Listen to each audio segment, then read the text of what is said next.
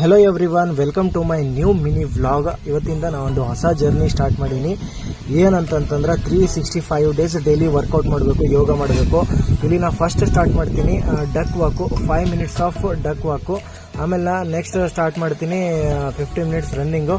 ಆಮೇಲೆ next move ಆಗ್ತೀನಿ ಯೋಗದಾಗ first ನೀ ರೊಟೇಷನು, ವಿಸ್ಟ್ ರೊಟೇಷನು, ಶೋಲ್ಡರ್ ರೊಟೇಷನು, ನೆಕ್ ರೊಟೇಷನ್ನು, ಸೂರ್ಯ ನಮಸ್ಕಾರ, 2 ಸೆಟ್ಸ್ ಆಫ್ ಸೂರ್ಯ ನಮಸ್ಕಾರ.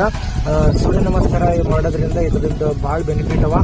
ಇದು ಒಂದು ಯೋಗದಾಗೆ ಒಂದು ದೊಡ್ಡ ಆಸನ ಅಂತ ಹೇಳ್ಬೋದು. ಆಮೇಲೆ ನೆಕ್ಸ್ಟ್ ಪವನ್ ಮುಕ್ತಾಸನ, ಮರ್ಕಟಾಸನ, ಸರ್ವಾಂಗಾಸನ, ನೌಕಾಸನ, ಪ್ರಾಣಾಯಾಮ, 4 ಟೈಪ್ಸ್ ಆಫ್ ಪ್ರಾಣಾಯಾಮ.